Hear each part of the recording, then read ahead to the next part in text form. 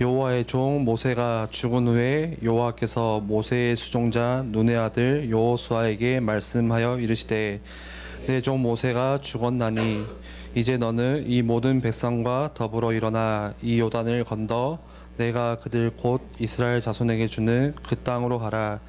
내가 모세에게 말한 바와 같이 너희 발바닥으로 밟는 곳은 모두 내가 너희에게 주었노니 곧 광야와 이 레바논에서부터 큰 강 곧 유브라데 강까지 해쪽 속의 온 땅과 또 해지는 쪽 대해까지 너희의 영토가 되리라. 내 평생에 너를 능히 대적할 자가 없으리니 내가 모세와 함께 있었던 것 같이 너와 함께 있을 것임이니라. 내가 너를 떠나지 아니하며 버리지 아니하리니 강하고 담대하라. 너는 내가 그들의 조상에게 맹세하여 그들에게 주리라 한 땅을 이 백성에게 차지하게 하리라. 아멘. 예전에 류광수 목사님께서 그런 이야기를 한번 하셨거든요. 이제 공항에서 이제 비행기를 워낙 많이 타시니까 공항에서 이제 비행기 이렇게 탑승 시간 기다리고 있는데 어떤 한 아줌마가 와가지고 되게 반갑게 인사를 하더래요. 목사님 하면서.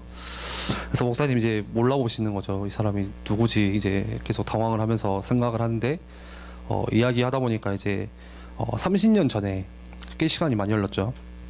30년 전에 예전에 그 사역하던 교회에서 만난 집사님, 사역했던 집사님인 거예요. 그래서 이제 그 집사님하고 인사도 하고 이제 이런저런 이야기 하는데 이제 이야기 하다 보니까 이제 나중에 류 목사님이 하시는 말씀이 뭐 외모도 변하고 뭐 옷 입는 것도 변하고 다 변했는데 딱 한 가지 안 변했다. 그게 뭐냐면 이제 이야기하니까 계속 저도 불평하는 거예요. 그냥 교회 불평, 집사님 불평. 이상하게 다른 거는 다 변하는데 30년이 지나도 그건 안 변하더라. 이제 그런 말씀을 잠깐 하셨거든요. 그 말씀 듣는데 그 이야기를 듣는데 이제 그런 생각이 들었어요. 왜 우리는 30년 넘게 또 어떤 사람은 40년 넘게 우리가 신앙생활도 해오고 뭐 교회도 다니고 하는데 왜 우리 안에 있는 거는 이렇게 쉽게 잘 바뀌지 않을까 그런 생각들. 교회를 열심히 다니는데 우리가 진짜 사실 방황하는 이유는 또 뭘까? 그리고 오늘날이 훨씬 더 예전보다 옛날보다 살기 좋은 시대잖아요. 교육 환경이든 살아가는 환경이든 되게 좋은 세상이 오고 있는데 왜 우리 인생은 자꾸 방황하는 쪽으로 흘러갈까? 그런 생각들이 이제 드는 거예요. 이유는 다른 게 아니라 내가 내 생을 다 투자해서 바쳐서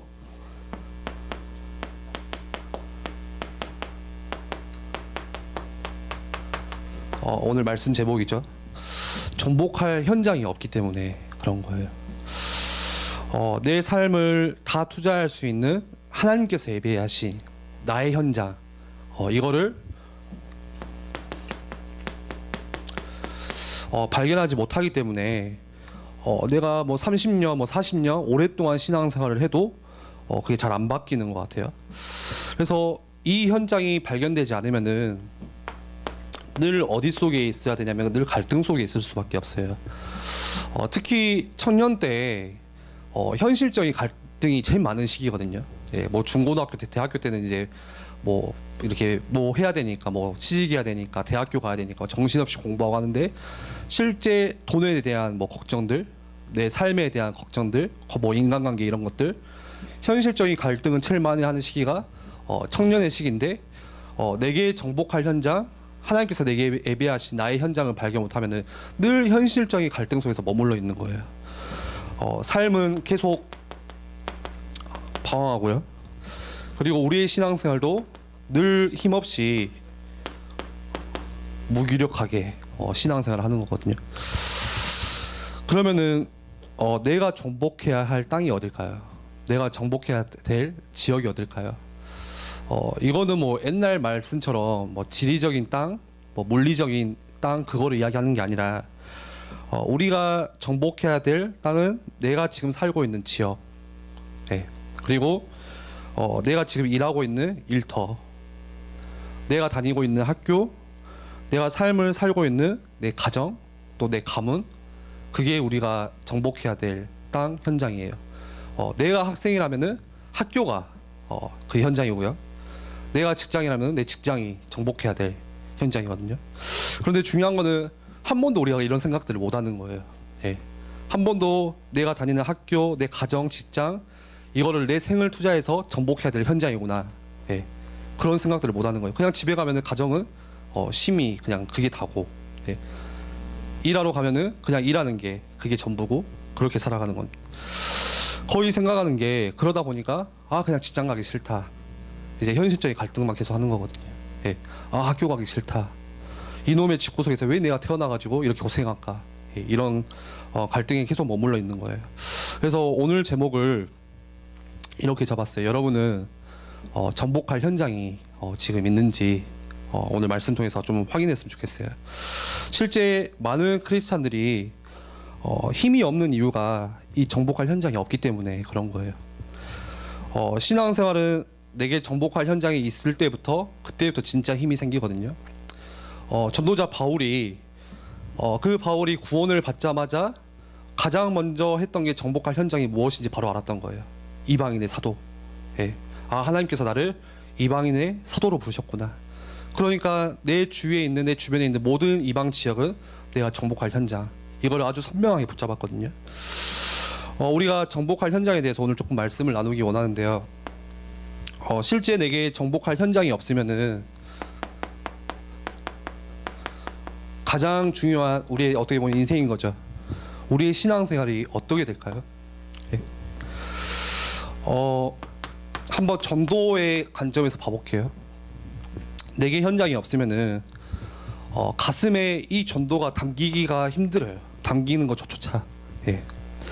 그래서 예수님은 제자들을 불러놓고 제일 먼저 했던 사역들, 훈련들이 바로 현장으로 데려가는 거였어요. 제자들에게 현장들을 보여주고 그만큼 현장이 중요한 걸 강조하셨죠. 우리가 매년 청년부에서 선교 캠프 가는 거, 그리고 지금 이번에 11월 19일에 저희가 전도 캠프 하는 거 전부 왜 하냐? 결국에는 우리가 현장을 볼 수 있는 눈, 이거를 열어야 되는 거예요. 현장이 보여야 그때 비로소 우리가 진짜 전도해야 되는 이유, 우리 마음의 전도가 가슴에 담기는 거예요. 두 번째로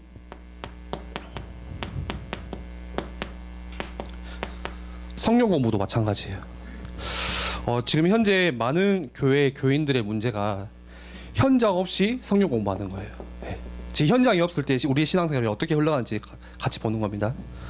현장이 없다 보니까 실컷 말씀 공부, 성경 공부 하는데 이게 결국에는 뭘로 쌓이냐? 그냥 지식으로 쌓이는 거거든요. 예. 실제 제가 저번에 그 박영성 목사님 그 한국에 왔을 때 잠깐 이야기하는데 조금 그런 이야기를 했어요. 조금 의미심장한 이야기를 했는데 랩런트들이 되게 순수했는데 되게 이렇게 때묻지 않는 아이였는데 이 성경 공부, 말씀 공부를 어디서 배워왔대요. 예, 이제 뭐 신학교를 가고 그런 식으로 그러다 보니까 이제 지식이 되는 거예요. 그때부터 뭐를 하냐? 교회를 판단하고 왜 목사님 말씀이 이게 맞냐 저게 맞냐 이렇게 이야기하고 그러다가 나중에는 그냥 교회 다 떠나갔다고 그러거든요. 예. 우리가 주의 깊게 살펴봐야 돼요. 내게 현장이 없는데 자꾸 성경 공부를 하면서 이게 지식으로 쌓인다. 우리가 하는 건 다른 거 없어요. 그것 가지고 남 비방하고 정죄하고 판단하고 쉽게 말하고 괴롭히는 일을 하는 거거든요. 그런데 반대로 정복할 현장이 내게 가슴에 담겨 있다. 그러면은 이 성경 공부, 이 성경 말씀이 그때 비로소 내게 진짜 답이 되는 거죠. 예. 우리가 주일날 듣는 하나님의 말씀도 마찬가지예요. 내게 정복할 현장이 없이 계속 말씀을 들으면은 그게 담기지 않아요. 그냥 듣고 또 흘러가는 말씀인 거예요. 듣고 끝나는 말씀. 그런 말 하잖아요. 뭐 한쪽 귀로 들어오고 한쪽 귀로 나간다고. 예. 계속 말씀을 듣는데 이 말씀이 어떤 말씀이냐, 나한테 정복할 현장이 없을 때 그냥 위로해주는 말씀, 조금 그냥 격려해주는 말씀, 좀 케어해주는 말씀, 그냥 좀 재밌는 말씀. 오늘 목사님, 전도사님 말씀 좀 재밌네. 오늘 좀 지루하네. 오늘 좀 심각하네. 좀 가슴을 때리네. 예. 그냥 그런 말씀으로만 우리가 머물러 있는 거예요. 정복할 현장이 내게 없으면. 그런데 반대로 내게 현장이 있다. 그러면은 이 주일 말씀이 똑같은 우리가 주일 말씀을 듣는데도 이 말씀이 완전 우리 인생에 답이 되고 우리의 삶에 응답으로 연결돼요.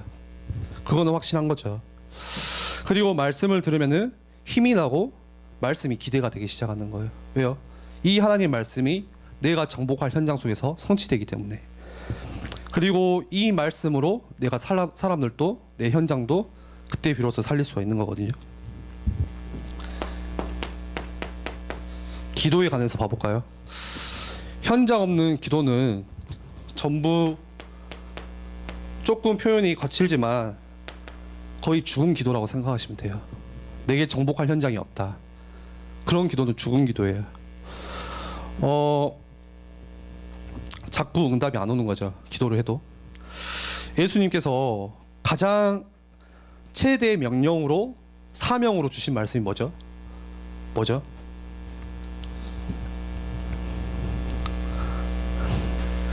뭐예요? 너희는 가서, 너희는 가서 제자를 삼고 아버지 아들의 이름으로 성령의 세례를 주고. 그런데 그 예수님의 최대 명령, 최대 지상 명령을, 그 사명을 마음에 안 담으니까 응답이 안 오는 게 당연한 거예요. 하나님과 관계가 없는 기도를 하는데, 예수님의 명령과 전혀 상관없는 기도를 하는데 당연히 응답이 안 오는 거죠. 현장 없는 기도는 내가 무엇을 기도해야 될지 몰라요. 감도 잡을 수가 없어요.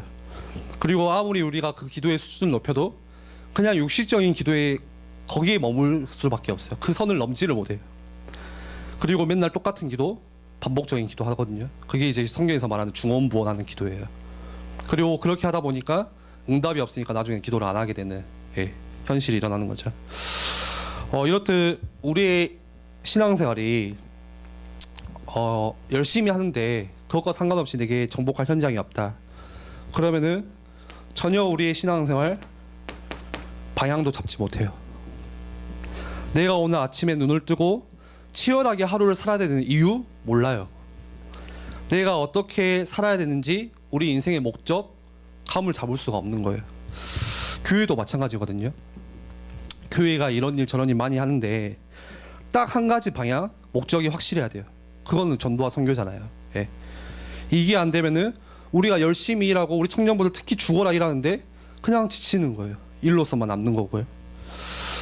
예수님께서 그러셨어요. 실제로 예수님께서 실제로 많은 사역들을 공생의 기간에 하실 수 있었는데 다른 거 안 하고 딱 하나 위해서 하셨어요. 그게 뭐죠? 인자가 온 것은 잃어버린 양을 찾아 구원하기 위해서 오셨다.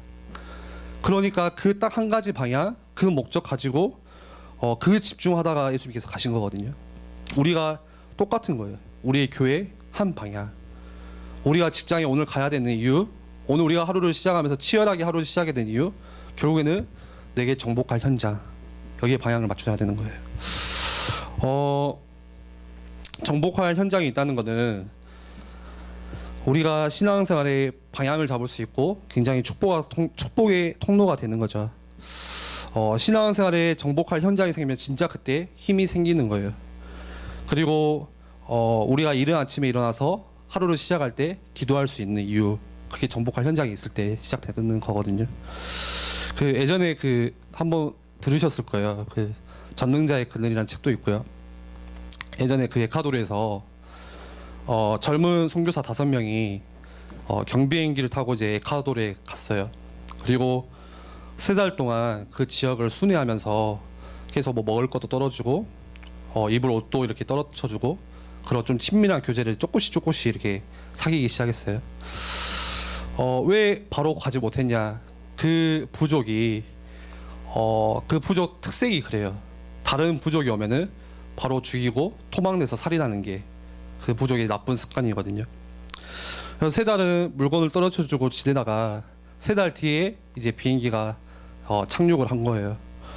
그런데 그 땅에 착륙한 지 5일도 안 돼서 그 5명의 선교사가 다 창에 찔리고 화살에 맞고 그 자리에서 바로 죽었어요. 그래서 일주일 뒤에 그 미국에서 이제 정찰대가 다시 왔어요. 이제 소식이 안 되니까.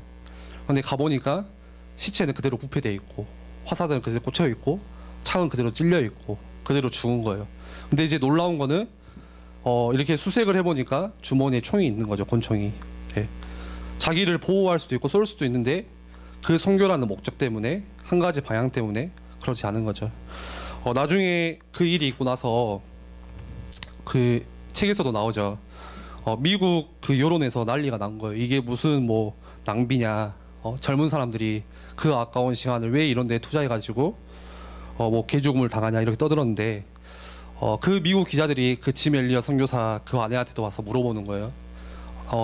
자기의 남편이 이렇게 죽었는데 자기는 어떻게 생각을 하시냐.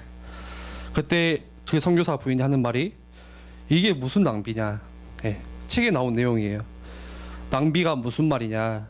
내 남편 엘리엇은 어릴 때부터 이 날을 위해서 살았고 이 날을 위해서 기도했고 이 날을 준비했는데 이 아름다운 날을 내가 맞았는데 이게 무슨 낭비냐. 예. 그 한 번 5일도 안 돼서 죽은 그 죽음이 그 선교사한테는 계속 무릎 꿇고 준비하고 기도했던 그 날이었던 거죠.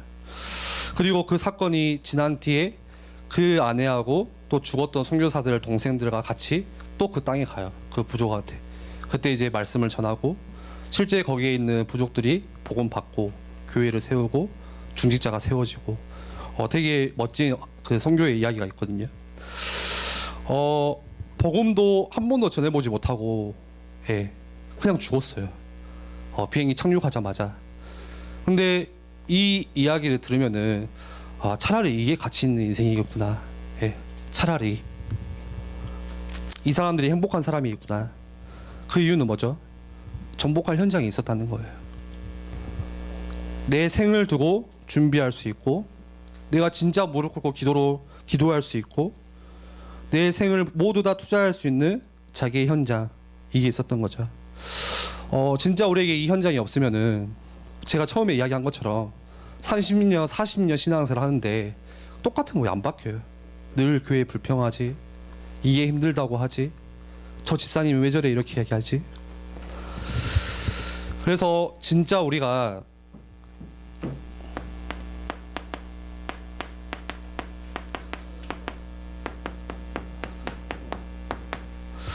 내게 정복할 현장이 반드시 있어야 돼요. 그게 어떤 현장이죠?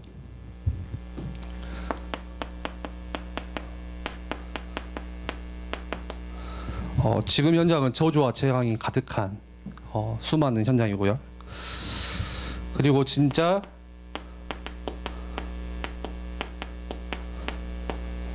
복음 들어야 될 현장, 정말 복음 아니면은 복음 전하지 않으면 살 수 없는 현장, 우리가 이 현장에 설정해야 돼요. 정복할 현장으로. 지금 시대는 자꾸 악해지고 있어요. 제가 중고등부 사역도 하는데 참 영적으로 위기라는 생각이 요즘 들어서 진짜 많이 들어요. 뭐 전에도 그랬지만 사단이 항상 우는 사자같이 틈타니까. 근데 점점 우리 아이들을 보면은, 우리 중고등부를 보면은 진짜 은혜 받기 힘들겠구나. 진짜 하나님께 엎드려서 무릎 꿇고 기도할 수 있는 날이 사라지겠구나. 그런 시기가 오겠구나. 실제 점점 포스트 모더니즘 시대라고 하잖아요. 기준이 없어요. 이게 맞냐 틀리냐 그런 기준도 없고 그냥 내가 좋으면 좋은 거예요. 표현이 중요하고 내 감정이 중요하고 이성보다는 감정이 앞서고, 그러니까 동성애도 맞다고 하는 거고 아무런 그런 기준이 없고 그냥 내가 좋으면 좋은 거 쉽게 표현하고, 쉽게 그러다 보니까 쾌락을 쫓아가고, 쉽게 내 주장을 펼치고 하고픈 이야기들을 다 하고, 내게 조금 책망하고 질책하고 권면하면 그게 듣기 싫고, 그런 시대거든요.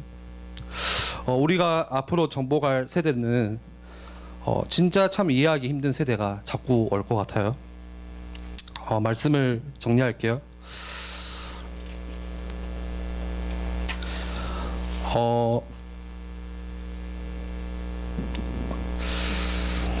우리가 시대를 정복하고 또 내가 사는 지역, 내가 다니는 학교, 내가 지금 일하고 있는 일터, 뭔가 내가 정복할 현장으로 여러분들이 설정을 하셔야 돼요. 사람들이 그럴 수도 있어요. 나도 그러고 싶은데 이미 나이를 많이 먹어서 조금 무뎌지고 지금 무감각해서 어떻게 해요. 근데 오늘 우리 여호수아 1장 마지막으로 한번 봐볼까요? 1절에서 6절 읽었죠. 실제 여호수아가 출애굽할 때 나이가 43살이었어요. 43살. 적은 나이가 아니잖아요. 그리고 모세에게 모세가 죽고 지도권을 양도받았을 때가 몇 살인지 아세요? 90살이에요. 90살. 그리고 마지막 여호수아가 죽기 전까지 가나안 정복하고 그렇게 치열하게 싸웠던 나이가 그러니까 90살 때 지도권을 받아서 20년 동안 치열하게 싸웠던 거예요.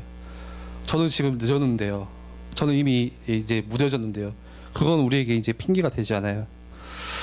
그렇다면 우리가 현장을 정복하기 위해서 뭐부터 해야 될까요? 마지막 결론으로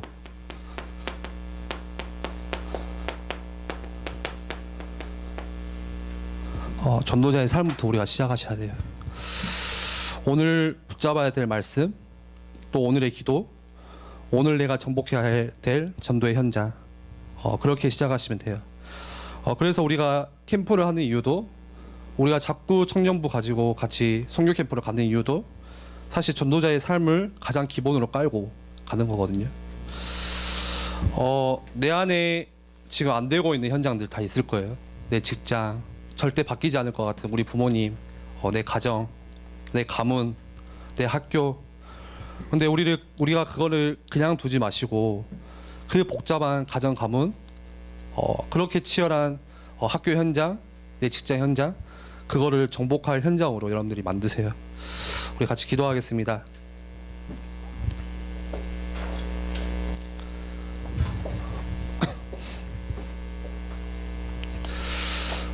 실제 청년 때 내가 지금 있는 내 가정, 또 내 직장, 내 일터가 정복할 현장으로 하나님께서 내게 주신 예배하신 현장으로 발견되지 않으면 우리는 계속 현실적인 갈등 그 속에서 머물러야 돼요. 평생을.